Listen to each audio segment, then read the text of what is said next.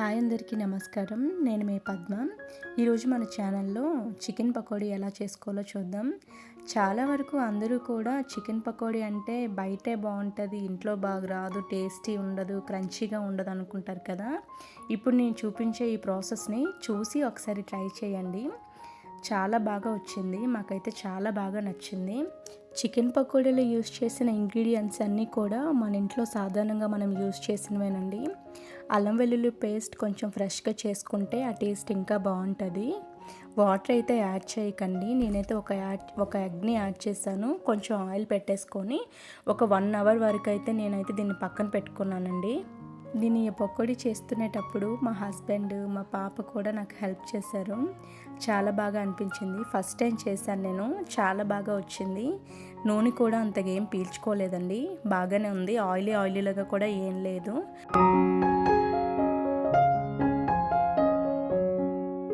మ్యారేజ్కి ముందైతే అమ్మ చికెన్ పట్టుకోమని అసలు నేను పట్టుకునేదాన్ని కాదు. తినేటప్పుడే కానీ అసలు ముట్టేదాన్ని కాదు పచ్చిగా ఉండేటప్పుడు. ఇప్పుడు ఇలా కలుపుతుంటే నాకు ఒక్కొక్కసారి అనిపిస్తుంది చూసేటప్పుడు, అంటే చేసేటప్పుడు అనిపించదు, ఇలా వీడియో చేసేటప్పుడు వాయిస్ ఓవర్ చేసేటప్పుడు అనిపిస్తుంది అసలు ఎలా ఉండే నేను, ఎలా మారిపోయాను నేనేనా అన్నట్లు. మీకు కూడా ఇలానే అనిపించిందా?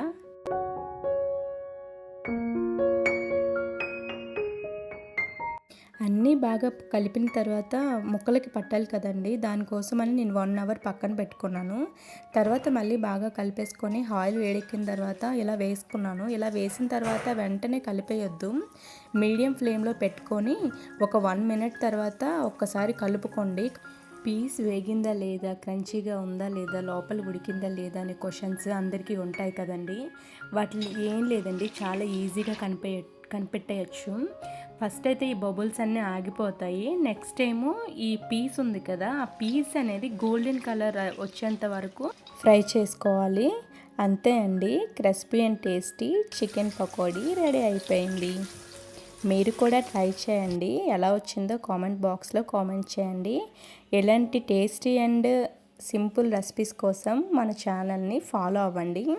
చాలా రోజుల నుంచి నా దగ్గర చాలా డౌట్స్, క్వశ్చన్స్ ఉన్నాయండి. ఈరోజు మీకు అడుగుదాం అనుకుంటున్నాను. ఇప్పటివరకు నా ఛానల్ని ఎవరైతే ఫాలో అవుతున్నారో వాళ్ళకి క్వశ్చన్స్, కొత్త వాళ్ళకి కూడా. మన ఛానల్లో ఏ వీడియోస్ మీకు బాగా నచ్చుతున్నాయి, ఇంకా ఎలాంటి మార్పులు చేర్పులు చేస్తే బాగుంటుందో కామెంట్ చేయండి. Thank you for watching. Follow for more videos. Keep smiling always.